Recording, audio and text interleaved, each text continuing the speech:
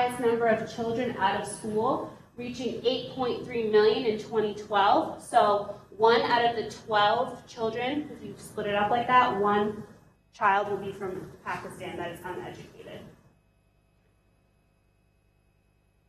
Okay, so connecting it back to public health.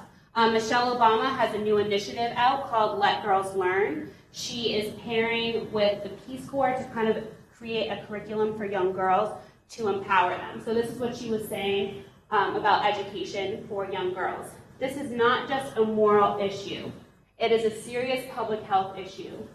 Girls who attend secondary school marry and have children later, have lower rates of maternal and infant mortality and HIV and AIDS, and are more likely to immunize their children. So just showing that impact of what education, especially about your health, can have, not only for yourself, but for future generations as well. Okay, so my vision. One day, girls living in Pakistan are knowledgeable about all facets of their health, and that this knowledge empowers them to make autonomous, informed decisions regarding their health and personal well-being.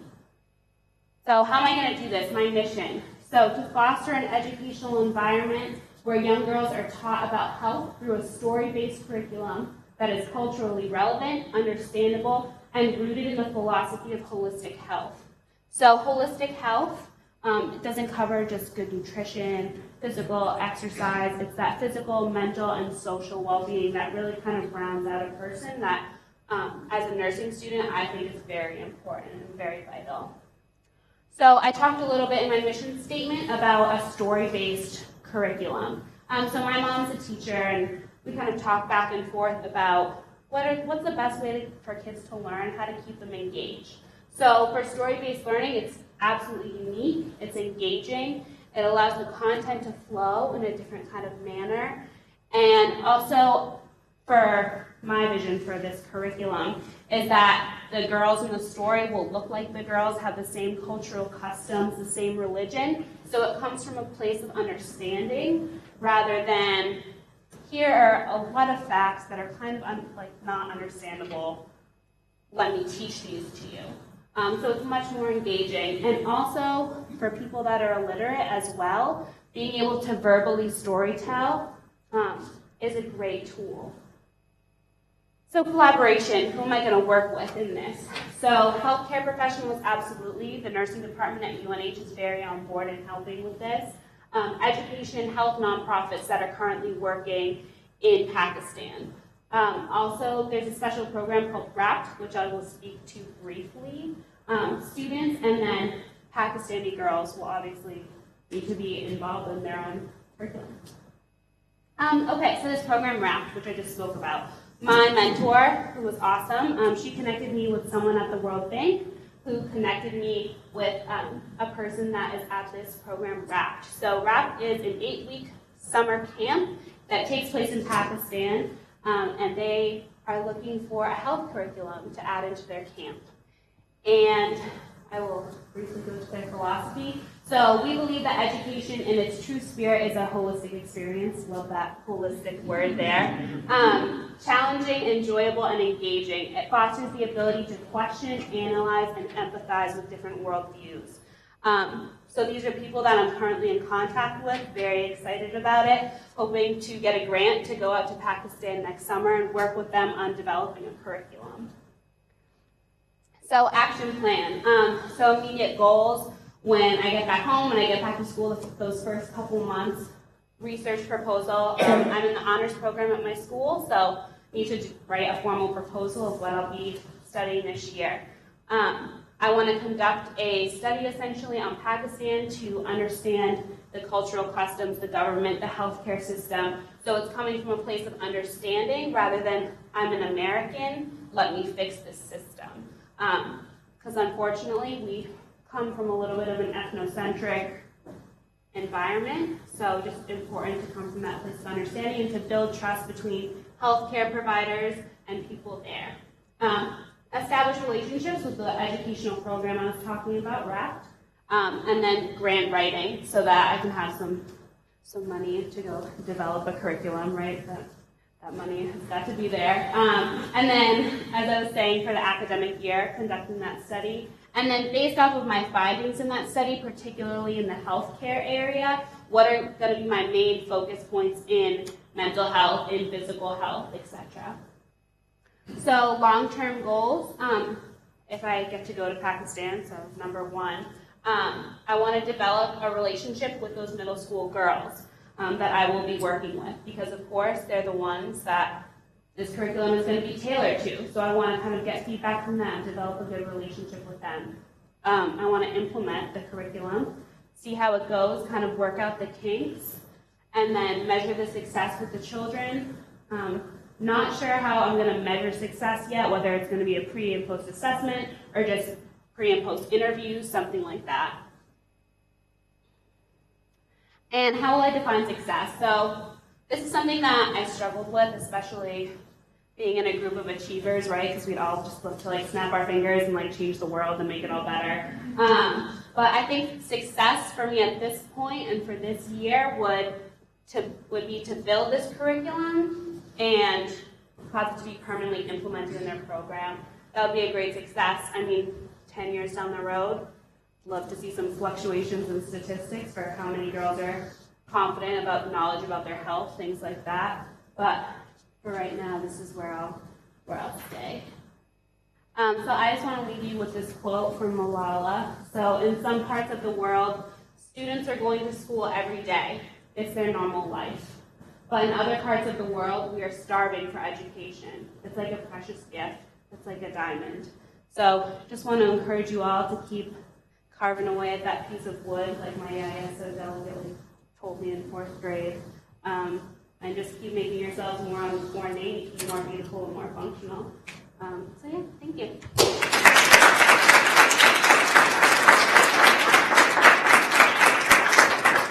Right. Questions from anyone? Mark? Do you have a plan for like who you're going to work with in developing the curriculum itself? Yeah, so once I'm going to be in contact with RAFT throughout the year, but they have educational fellows there that are from Pakistan that I will probably be working with to develop the curriculum. Chidima? What aspects of qualification curriculum focus on, or the ones in each aspect of qualification? Yeah, absolutely. So there's definitely general things that need to be hit with health, i.e. like sanitation, physical health, stuff like that. But I would really like to focus also on that mental health aspect, and although the resources are limited for a lot of the girls, helping them identify what resources they do have in the cases for issues with mental health, and also just social well-being. For the young girls, I'm probably going to focus on like reproductive health and things like that, because that's just an area of taboo that's not usually talked about. So, any other questions? Okay. Great, thank you.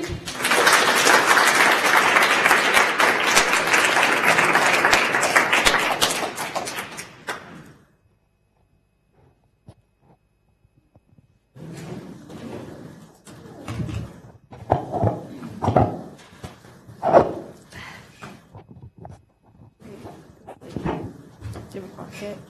I do. This is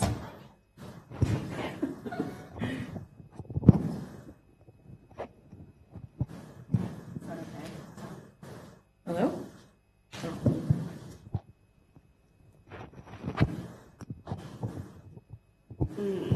Wait, Amanda. Oh, wait, I can turn.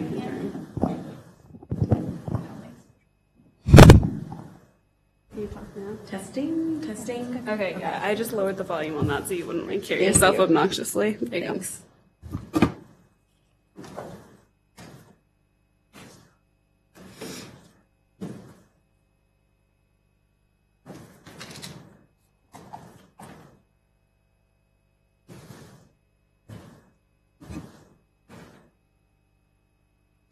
Okay, good afternoon, everyone. Thank you for coming. I've learned a lot from this program, and I'm really glad to be presenting to you guys today. So my name is Sydney Butler, and I am from just outside of Baltimore, Maryland. I attend Temple University, and I'm studying human development and community engagement. And my project is an extension of an existing organization. I'd like to create a mentoring program, and I'll explain a little bit about that organization in a couple slides.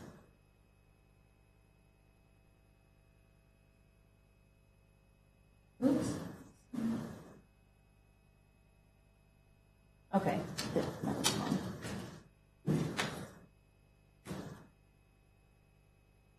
Okay, the picture might not show up.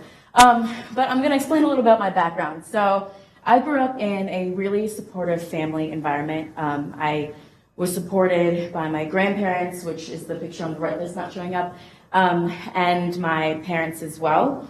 And I also had a really supportive education. Oh, great, there it is. Okay. So those are my grandparents and these are my parents.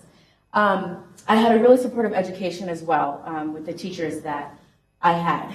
And the first experience that I can remember where I was passionate about education was at my grandmother's school. I volunteered there a lot when I was younger.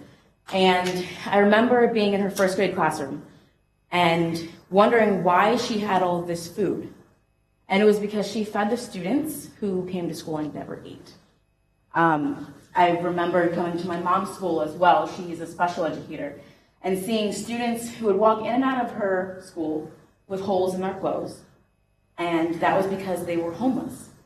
And I remember wondering, well, where do they do their homework? How do they develop as a full child? It was because they were probably missing that. That was the first time I started to think about the intersection between educators and the lives of their students and how important that was. Okay. These two pictures are from last summer when I was staffing at Maryland Leadership Workshops, and this is my team. I watched these 20 high school students come into the week very nervous, and by the end of the week, they were able to present to the director of an organization 3 projects that they, as a group, created. And that was when I realized that I truly believe in human development and growth, and that I truly believe in the potential that youth have and getting them to recognize how important that is. Okay, so how am I going to do this? I'm going to start through my vision. My vision is for a well-rounded approach to education that increases youth's sense of self-confidence, and readiness for college and the world. So what I mean by a well-rounded approach is one that complements their formal education. So students need to be developed past testing and past learning core subjects. And so I'd like to develop an approach that cares for their personal development in addition to academics. Sorry about this. So, and furthermore, I'd like to do this through my mission, which is to create and maintain environments that foster self-discovery in youth through educational nonprofit intervention. That intervention can be after-school programs, summer-long programs, or programs that happen all throughout the year, just not within the school setting. So I am working with an organization called Avid, which stands for Achievement via Individual Determination. And right now they are a college prep and tutoring organization that works to get at the achievement gap for middle and high school students in low-income neighborhoods. And so right now they do that through tutoring and college prep. But I would like to add a formal mentoring component.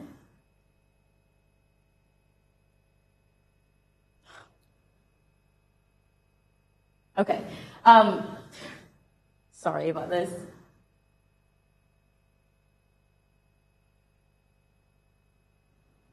There we go. Okay, so currently the Avid Curriculum is that they provide curriculums to schools, and this is an international organization. The students can sign up to take this course as an elective, and then college students are paired with the Avid class, and they are there as tutors to facilitate that process. And then together, the students and the tutors work to understand the answers to their points of confusion.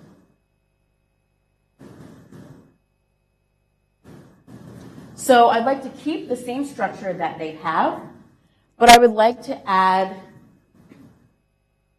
2 components. The first one is that college student mentors are paired with individual Avid students, so they get some one-on-one time. And the second is that Avid mentors will help the students gain various skills through accomplishing a non-academic specific goal.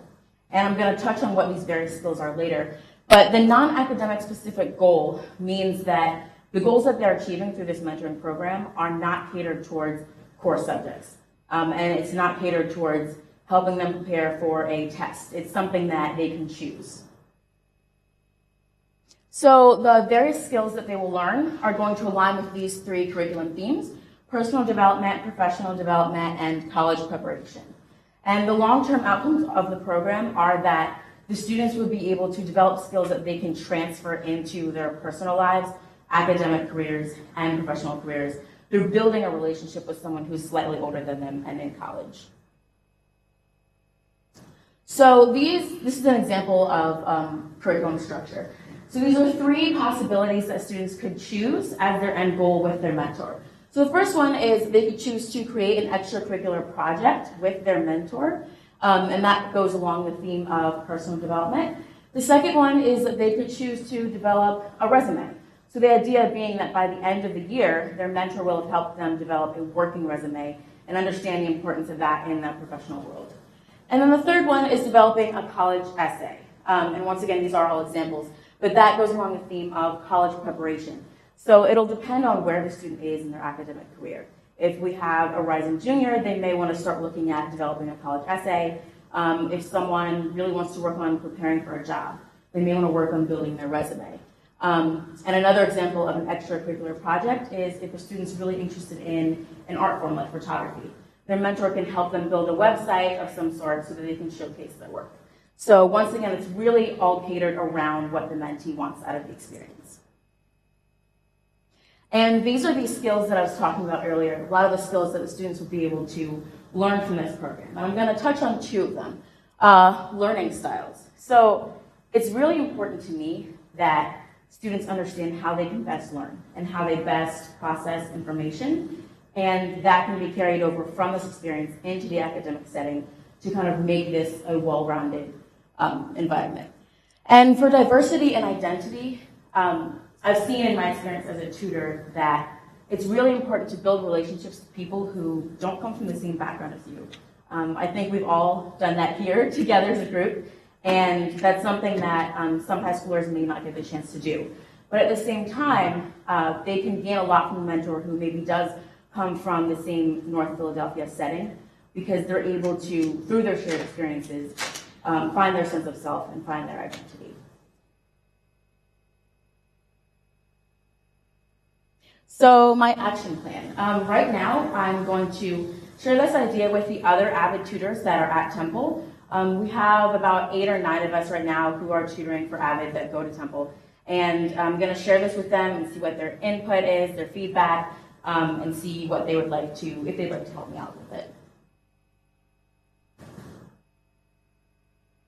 And in 1 to 2 months, my plan is to meet with the person that I report to as a tutor.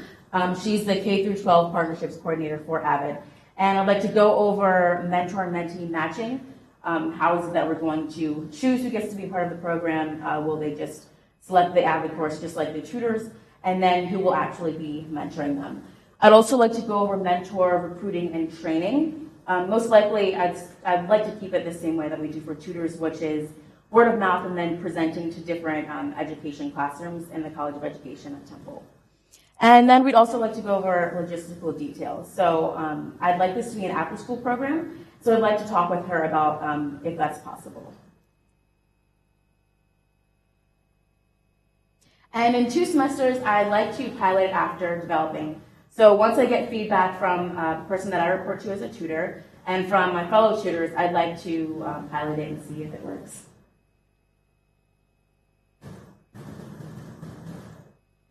So I will define success as seeing a positive increase in students' attitudes towards mentorship, academics, and their future aspirations.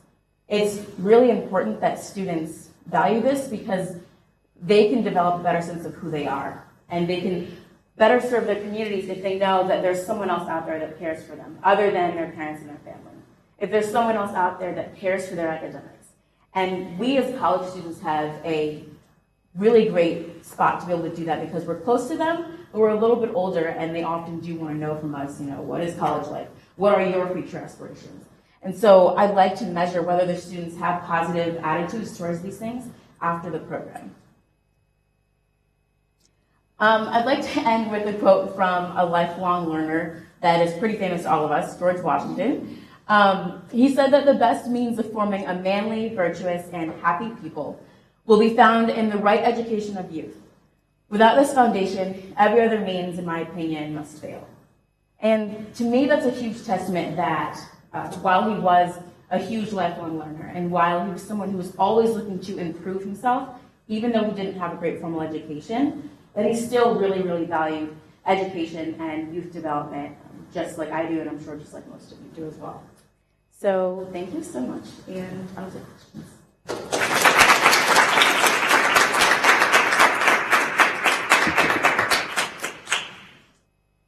Yes.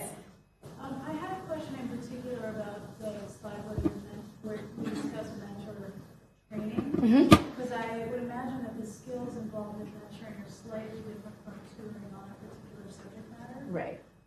And it involves different kinds of perhaps prompts or guidance. So I wondered if you could talk a little bit how you might develop that training, or if there are resources available that you might provide for those potential mentors. Sure.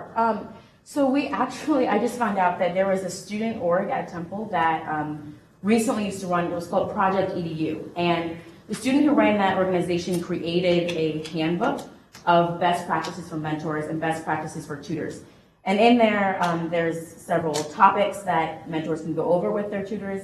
It talks about etiquette and in a relationship with a student who's a little bit younger than you. And there's also several resources I've found. There's a website called mentor.org, and they have done research dating back. The earliest I found was like about 1992 on how to mentor, about mentoring in urban communities, and what to do as a college student in that and how to effectively do it. So I'd like to use those resources in the mentor training, especially if there are students who haven't mentored before. Yes. Sydney, enjoyed your presentation very much. Question, how aware is Avid of your interest in this? And what is your working assumption about this activity? So right now I'm trying to do this in the local sector that I'm in, which is in Philadelphia. So the CEO of Avid has no idea about this, but as a tutor, we have been given a lot of freedom to want to build and develop new programs that would additionally serve the communities that they serve. And so the K-12 partnerships coordinator for Avid, I've been talking to her as I've been here, and she said that there's a large need for this as well. So she is on board for adding this component to it and seeing if it works. But the larger organization, since it is huge, doesn't necessarily know. So I'd like to just start in Philadelphia. Well, that's what I actually meant, that local area. Good. Yes. Yeah, there were. Good to hear. Yes. Are all the Avid tutors from the college students? Where are you going to start at Temple? Where are you thinking of starting to? Sure. I'm going to start at Temple. All of the Avid tutors are college students, and Temple is located in the area of Philadelphia that's surrounded by most of the middle and high schools. So that's where most of our tutors come from, but I'd like to further recruit from Drexel and from UPenn as well, because there are Avid tutors who go to those schools. It's just a lot heavier at Temple. Any other questions? Great, thank you.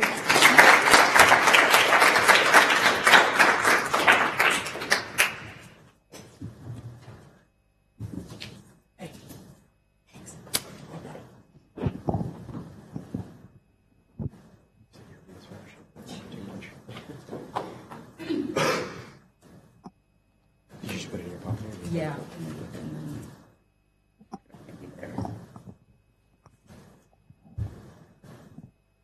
All right, good to go? All right, does it work? Testing, success? All right. All right, thanks everybody for coming. My name is Nick Pugh. I attend the University of Edinburgh in Edinburgh, Scotland, where I study international relations and law. And I'm going to mix things up a little bit. I know everybody has been sort of giving a really big overview of what they've been doing here over the past couple of weeks and what their plan is going forward. What I want to do is give that same overview, but on top of that, I want to make you think. So what I'm going to talk about today is how we're going to deal with security in the 21st century. And the way that I think we're going to do it is through people. It's not going to be through superior firepower. It's not going to be through technological advancement. It's people that are the future of 21st security, or 21st century security, rather. So to mix things up a little bit, first I want everybody to take out their phones. If you've got an iPhone or a smartphone, or you've got a laptop in front of you, just get Google up, and we're going to do a little exercise. All right, so just a question. What's the capital of Mali? The African country.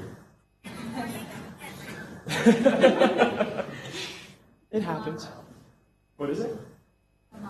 Yep. All right. And then who's the CEO of Afghanistan? They have a CEO. It's weird. You can't have two presidents, so you have to have a CEO. Amanda? Yep, Abdullah. So who here is wearing clothes that were made in a foreign country? Just about everybody. Who has friends that aren't American? All right, so the concept that I'm getting at is globalization. There's this huge interconnectedness around the world. So this is actually Facebook interactions around the world. So all of this is interconnected. We've become more physically and mentally and economically connected than any time in history. And all of this is spurred by the instantaneous communication that's enabled through technology. So physically, we can transport ourselves and the goods all around the world. We're completely interdependent economically. And then mentally, we've got this instantaneous communication that allows us to form bonds that really bridge oceans or even continents. And all of these are pretty great things, but there's a dark side to all of this as well. So when you think about globalization, the way that things are connected, there's some pretty scary stuff that comes up. The first is hostile networks. If you think about Al-Qaeda or terrorist organizations, there are these networks that can use all of the tools that I just talked about to instill terror in basically anywhere in the world. This is a narco submarine, which is basically a submersible or semi-submersible vehicle that's built in the jungles of South America. And this one in particular can carry about 6,000 tons of cocaine. And they use it to move it from South America up to the United States, and then they trade it there.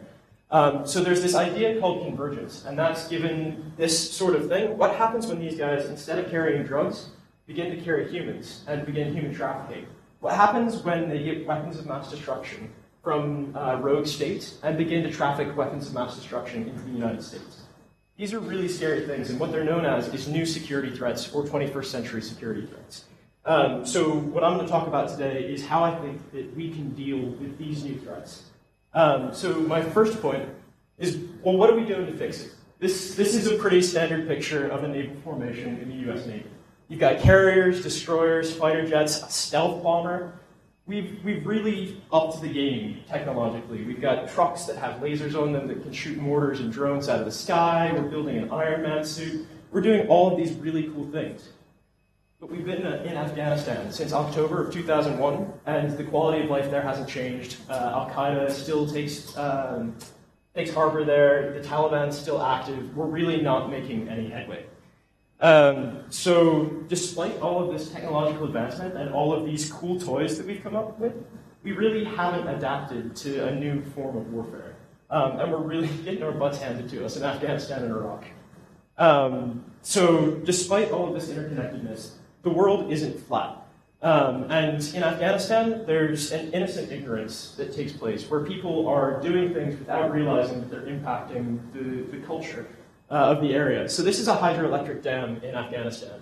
And as an example of things that happen, when one unit goes in and starts to build an aid project and then withdraws, and that same aid project ends up getting built across the river for another tribe, that chief is obliged by Pashtunwali, which is a cultural thing in Afghanistan and Pakistan, to attack the Americans in order to keep his status as a chief.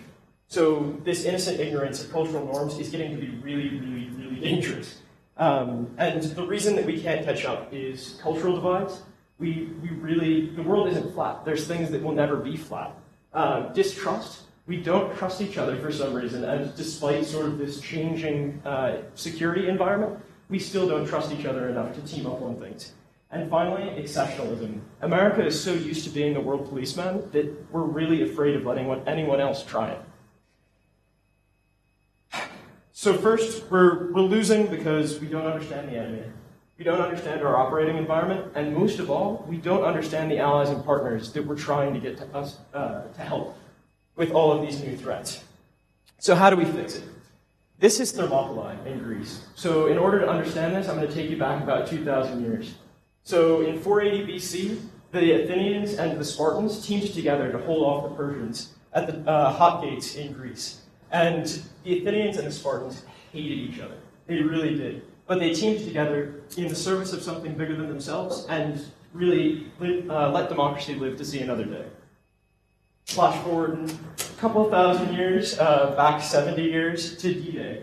The French, the British, and the Americans, who hate each other slightly less than the Spartans and the Athenians did, teamed up to launch the largest seaborne invasion in history. Moving forward, in 2001, NATO sent 28 countries in NATO sent forces to Afghanistan. So why is this happening, and why have we bound together in times of stress? Well, if you ask the average person, they're going to say in defense of like freedom or democracy or these big deals or big ideas. And if you ask an academic, they're going to give you an answer like mutual defense cooperation or another vague theory like that. What I think is it's these bonds of war. These guys aren't fighting for these big ideas or for their countries. They're fighting for the guy that's to the left of them, and they're fighting for the guy that's to the right of them. And in that vein, oh, it's the wrong thing. But anyway, so how does my story tie into all of this? My dad's a U.S. Marine. This is my dad and my sister and my mom and my other sister. And I've really had an opportunity to explore the world. I've moved across 3 countries. I've lived in 11 different states. I've lived in 20 different houses. Each time, I've really been able to build relationships that expand my own perspective and let me see different cultures in a way that I normally wouldn't get. Although I've had the experience to learn from some of the best sailors, airmen, Marines, and soldiers in the business, it's the international relationships between different militaries that I value the most. So when we were in Virginia at something called Command and Staff College, my dad went on an exercise, and we lived on something called Embassy Row. It was a big joke on the base because we had the Jamaican officer, the French officer, the German officer, and then us. So we were living in a building with basically a bunch of different competing cultures, and they ended up going on an exercise. This is actually a Five Eyes exercise, which is these 5 countries working together.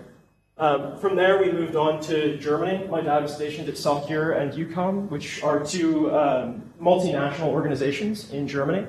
So this is an exercise where a bunch of different countries were invited.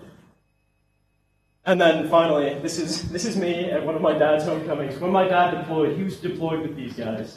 And because of that, because he fought alongside them, ate alongside them, lived alongside them, and sometimes mourned lost friends alongside them, they had these really, really close bonds. So what that brings me to is, I go to school in Edinburgh. This is me in front of Edinburgh Castle, my first year, little freshman me. And at the University of Edinburgh, I was thinking in classic college student fashion, how do I travel around Europe and get to experience all of these different cultures?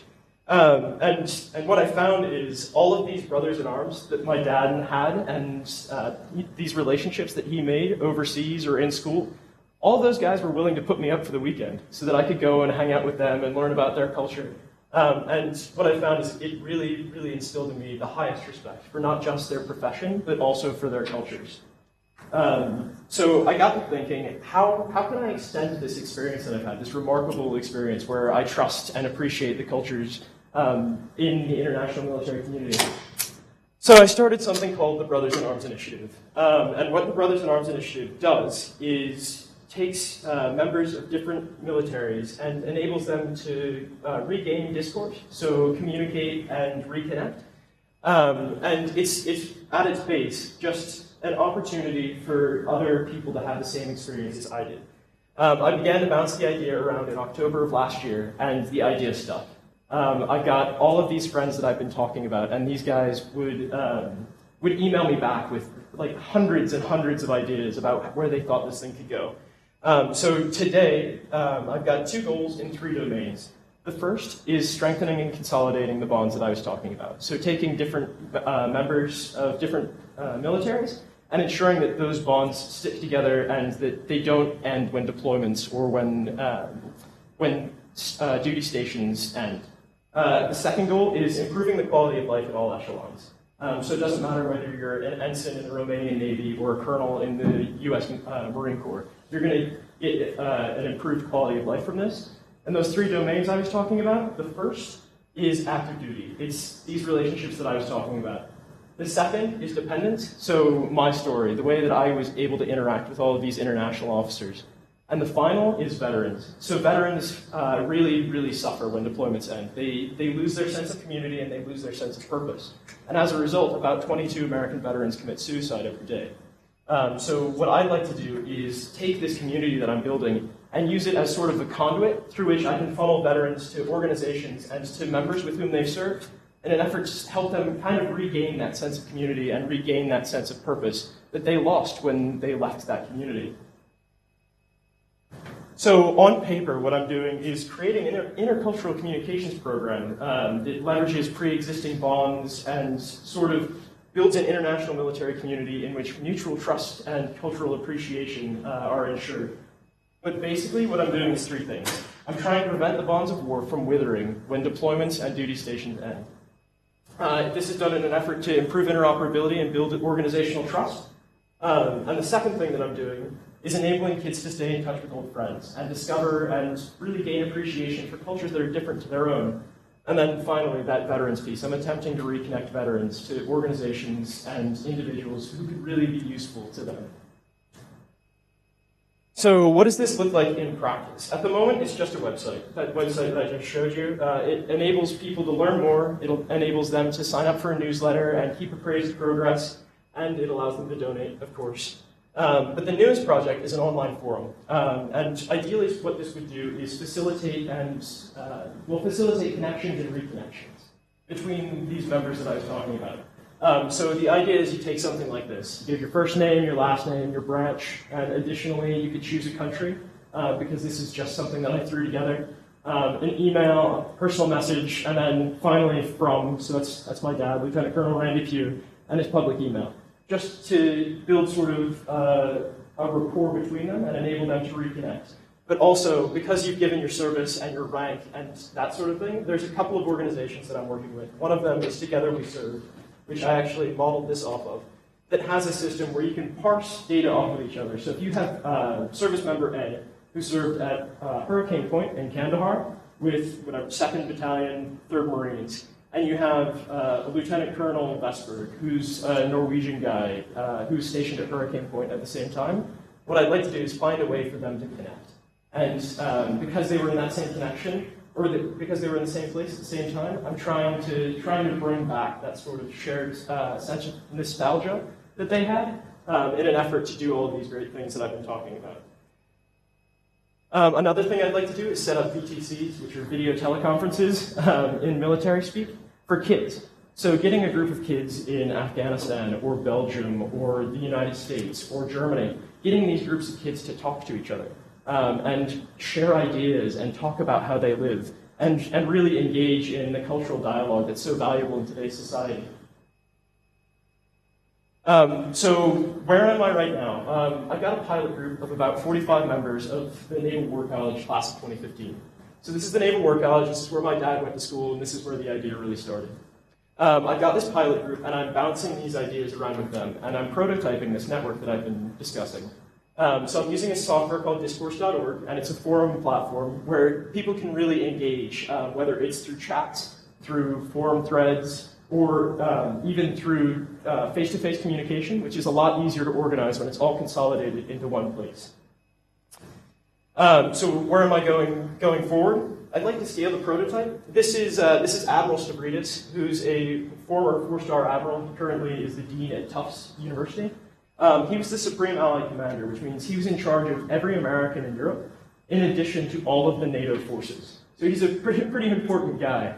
And what I've been doing is reaching out to people like him and asking for mentorship, asking for advocacy, and really getting their ideas on what this program would look like. Because I'm a naive 20-year-old who's never had any military service. So anything outside of the dependence domain, I really don't understand. So I'm taking these guys and trying to leverage that and get a network up and going. I'd like to pursue some additional capabilities. So a Canadian officer actually had this idea called the Independent Forces Travel Network, in which you can organize these trips, like I was discussing I would take while I'm at school, for members of the military. So you take the Norwegian guy who lives in Oslo, and you take the Belgian guy who lives in Brussels, and you enable them, through these pre-existing bonds that they had, to visit up and connect with each other and experience each other's cultures firsthand, because that's really how those bonds are built. I'd like to extend veteran support to an organization called Team Rubicon, who I've had some cursory contact with, and they seem interested. They just want something more concrete. And help funnel guys to this organization that repurposes veteran skills for aid projects and enable them to restore that sense of community and purpose. And finally, I'd like to pull in Afghan kids. Excuse me. Pull in Afghan kids and get them discussing with Europeans and Americans, because that's really where progress is going to be the most. So finally, what this boils down to is people understand people. That's a pretty common thing. But organizations don't understand organizations. So I'm trying to find a way to take that understanding and filter it up to the highest level and get sort of a discourse going at an organizational level in order to improve the way that we address 21st century threats. Because the only way that we're going to defeat these networks is through a network of our own. So it's high time we show the world the power of peaceful communities and prove that the world really is as big or as small as you make it. Thank you very much. I'm open to questions.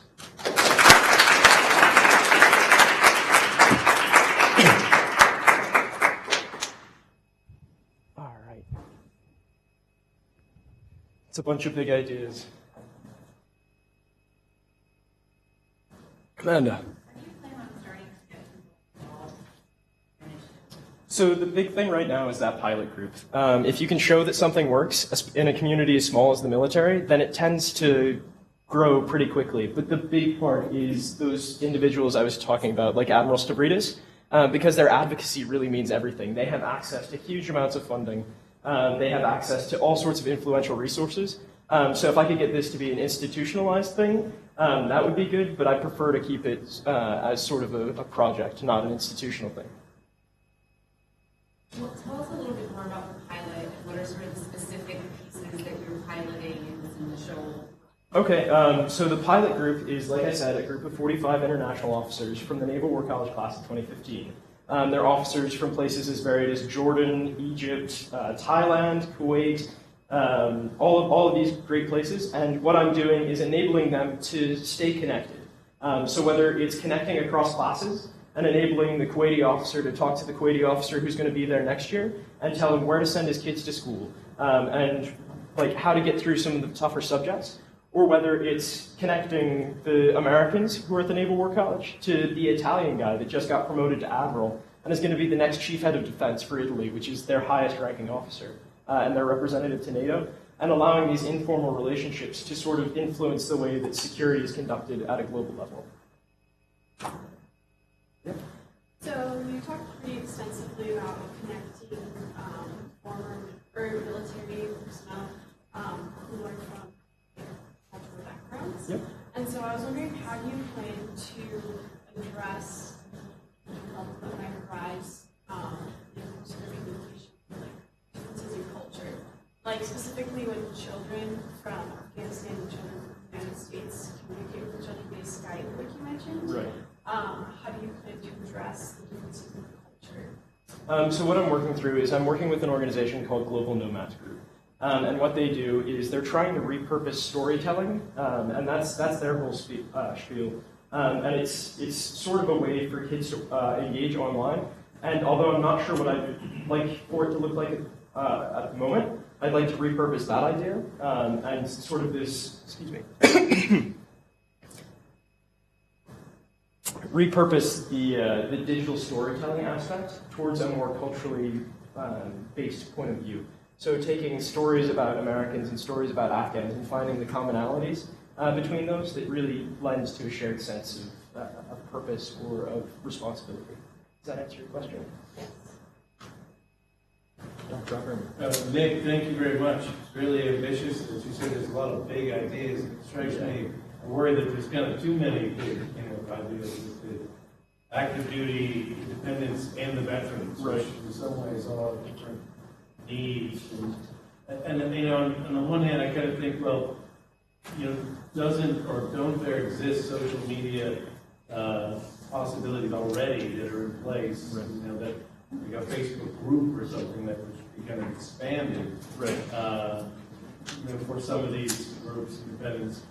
And where do you, what might be the way to kind of strike first that you could, have that impact? And I guess it's this initial class that you're working with. Right. So, I'm just wondering, it seems to me that you can't do all those three things at once, those three different groups. Yeah, So where do you feel like the rubber really road?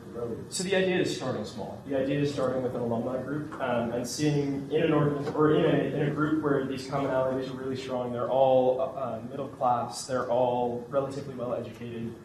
They've got all of these commonalities. The only thing that's different is they're from different countries. They're all officers. Right, and they're all officers, which is another big thing. So starting small with the most commonalities and seeing how it works at that level, and then sort of expanding it. So although I have this big idea, the very first thing that I'm trying is that alumni group and seeing how that works. And then because those guys are influential in their own right, they have this capability of suggesting and delivering feedback for further programs. Because again, as I said, I'm a naive 20-year-old, so I'd like to see how that plays out here, probably by the end of the summer when I pilot that. There's I sat next to this leadership program we did in the library in February, and a dinner with the guy who's the CEO of a group called Rally. I've heard of Rally. I know them, but they're sort of like the LinkedIn for veterans. Yeah, and they've sort of fallen off the radar. I mentioned to Team Rubicon. Team Rubicon's COO, I think, used to work for Rally Point, and I've been sort of in contact with him, still trying to break through. And I think this alumni group will, if it shows success, will be sort of my in with him. Well, I've got his information. I'll make sure that we send it. Sounds good. You can reach out to him. All right. This is a much further down the line question, so feel free to comment. Yeah. But do you have any? Do you think that you might get any pushback from different groups regarding security concerns? Yeah, absolutely. So I mentioned Together We Served, which is the sort of network upon which I'm modeling my own. And something that's huge in the military is OPSEC, operational security, which is ensuring that information and people are kept safe.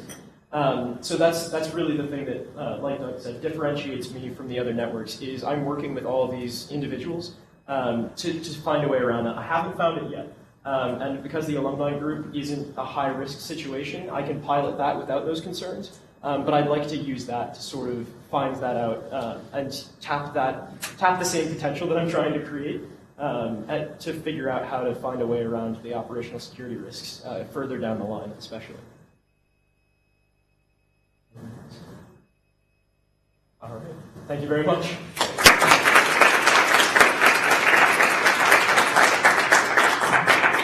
So everyone has done such a beautiful job staying on time. You're actually running a bit early. And since we have some other mentors joining us, I'm going to have a quick pause, about a 10-15-minute pause, while we wait for other people to get here, and then we'll reconvene. Good stuff. Thank you so much. Yeah, thanks.